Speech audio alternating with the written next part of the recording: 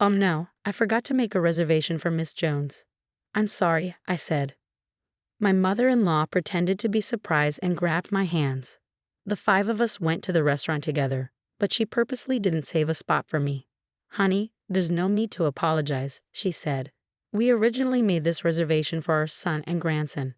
We don't need to include strangers." My father-in-law agreed with her, laughing loudly. "Hey, Emery, make sure you pay the bill. How nice it is to treat your family to a meal." After my husband, Jose, spoke, my in-laws laughed even louder. Their crude laughter didn't match the quiet atmosphere of the fancy restaurant. My son, Liam, looked at me uncomfortably. I wanted to flip the table they were sitting at, but I had no energy to fight them anymore. I didn't want my precious son to witness that. I sighed and turned around. "Fine, I'll watch over Liam, so don't worry. Bye, Emery Jones." Even after marrying her son, my mother-in-law always called me by my maiden name Jones. Today, she said it again with a smug smile on her face. She always harassed me like this, but I just walked away. As I held back tears and went to pay at the front counter, a waiter suddenly grabbed my hand. "Miss Jones, no way. I never imagined this could happen. To think I'd meet him again." All because a waiter noticed what my mother-in-law said as she harassed me. From that moment on, my life completely changed. When did my marriage start falling apart? I used to live happily with my husband Vose and our son Liam in a 3-bedroom apartment. But that's just a memory now. I first met Jose in college. He looked like a model and had a way with words, so many girls chased after him.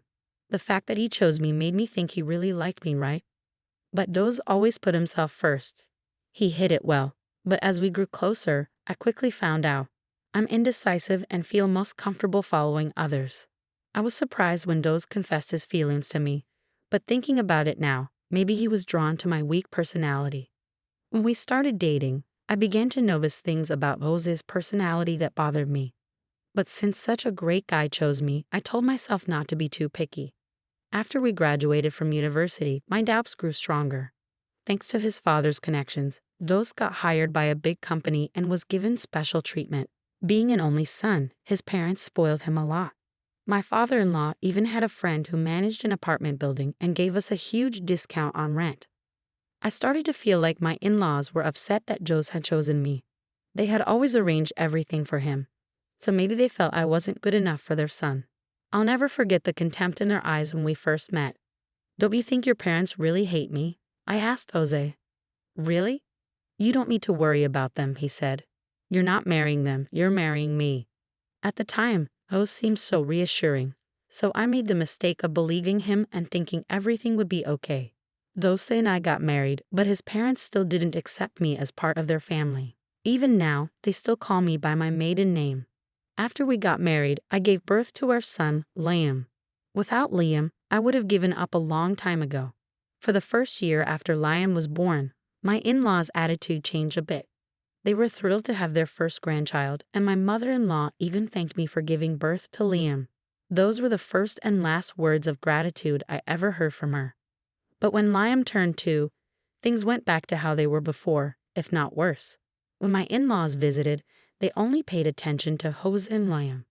Meanwhile, Jose was cheating on me while I was busy taking care of Liam. No matter how many times I thought about leaving, I decided to stay with Jose until Liam was grown up. I told myself that even a father like Jose was better than Liam not having a father at all. But then one day, something unexpected happened. It was the weekend and my in-laws came over, as usual, to play with Liam.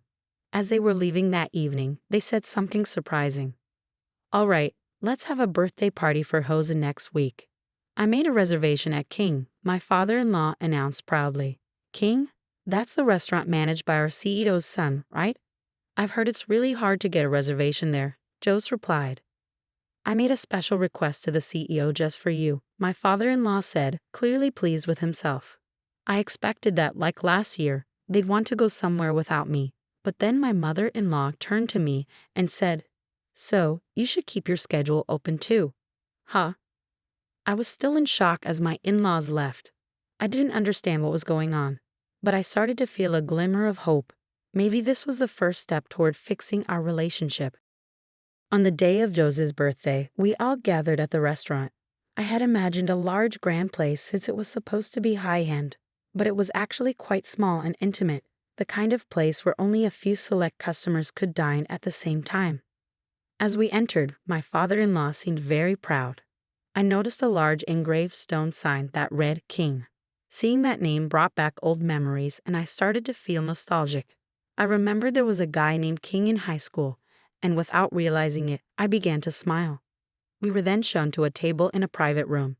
However, the table in the private room had only 4 chairs. The waiter looked nervous and said, "I'm sorry, I'll get one more chair for you." "Oh, don't worry, 4 chairs are enough," my father-in-law said. The waiter seemed confused, but I immediately understood what my father-in-law was implying. My mother-in-law added, "Oh no, I forgot to make a reservation for Mrs. Jones. I'm sorry." She pretended to be surprised and grabbed my hands. The 5 of us went to the restaurant together, but she intentionally didn't save a spot for me. "Honey, there's no need to apologize," my mother-in-law said.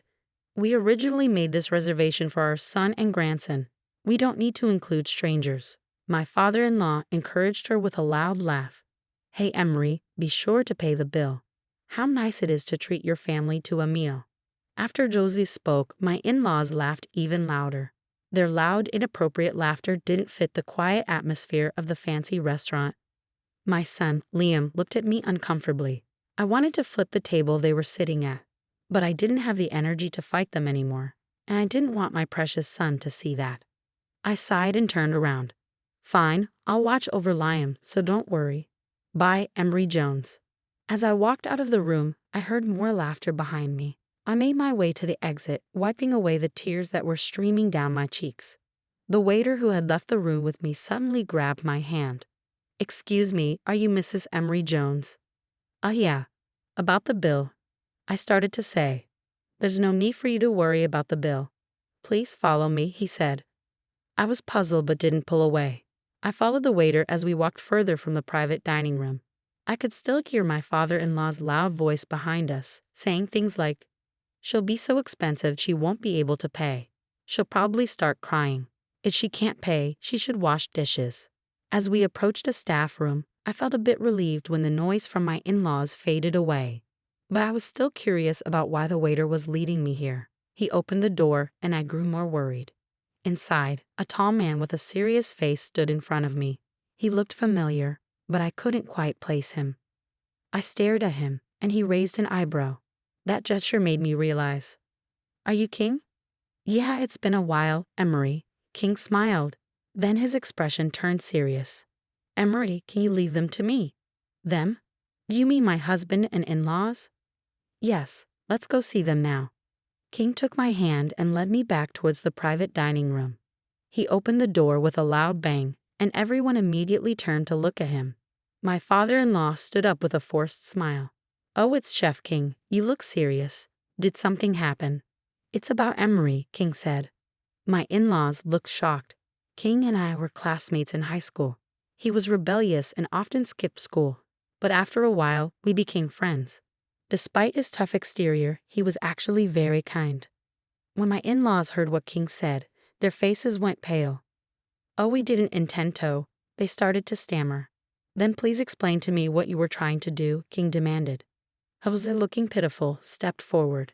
As I followed his gaze, I saw an older man who looked like King walking towards us. I wanted to laugh, but the room's atmosphere was too tense. "Are you the ones who treated my son's friend so rudely?" the older man asked. "But boss, what happened?" "Won't you explain?" my father-in-law stammered. He's wrong. There's been a misunderstanding," he continued. "Hey, Emery, say something," my mother-in-law urged. I didn't need to say anything. King cut in. "I don't mean rude employees like you. Don't come to our office anymore." "No way." "Wait, please give us a chance. We're incredibly sorry. Please forgive us," they begged desperately. My mother-in-law started crying, and the 2 of them continued to apologize. Liam came over to me, looking scared and with tears in his eyes. I comforted him, telling him not to be afraid, and patted his head. After a while, he calmed down and managed to smile again. "If you're really sincere, you should prove it with your actions," King said.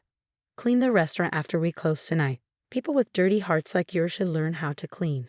King and his father then took Liam and me to a separate room and served us an amazing meal. The food was incredibly delicious, and even though King acted very humbly, they had prepared a special kids' meal for Liam. "Liam, your mom is a great person," King said. "Yeah, I know," Liam replied. "Yeah, you probably do," King smiled. "Do you want me to tell you a story?" King began sharing a story from the past, recounting how he had hated studying when we were in high school. King's parents were high achievers, but he struggled with studying and felt like he didn't fit in with his family. He missed so many days of school that he was close to being expelled. One day, King and I were paired up for a cooking assignment in home economics class. "Try this," I said, handing him a sample. "Wow, it's delicious," he replied. "You're so good at seasoning food." "I just did it randomly," I said. "No way. I saw how many times you tasted it. There's no way it was random," King said. I didn't think much of my words, but it was the first time King had ever received a compliment. Thanks to that compliment, King started studying cooking. Of course, he didn't become a pro right away and made many mistakes. "I'm really useless," he said once. "You're not useless," I reassured him. "You just need to be creative with your cooking." "Huh?" he responded. "No matter how good your ingredients are, if they're not cooked well, they won't taste good. Measure portions properly, try different combinations, or let things sit overnight once in a while." Creative. Yes, exactly. Just like in cooking, even if you have talent, not everything you do will be perfect. So you need to be creative. That advice helped King realize he needed to aim to be a pro. He eventually became a world-renowned chef. His relationship with his parents improved after that. After hearing the whole story, I was amazed. Did I really say something like that? "Yes," King said. "You probably don't remember, but your words had a huge impact on me." "Mom, you're amazing," Lamb said. King's story didn't end there. He spoke about me to his employees many times, so when the waiter heard my name, he recognized it and knew he had to help me. So the restaurant name wasn't just a coincidence. "Yeah," King said, smiling. "You're the one who once wrote my name with a C instead of a K, right?" "I'm sorry, I didn't do it on purpose," I said. "No, I'm actually happy it happened," King replied. "You were the only person who paid attention to me back then.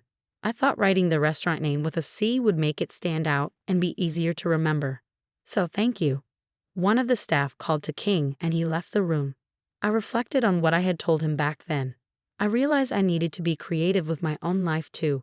If I didn't put any effort, things wouldn't turn out the way I wanted. Looking at Liam, I made up my mind. I would divorce Jose and start my life over. 1 year later. "Hey King," Liam shouted as he rushed to hug him.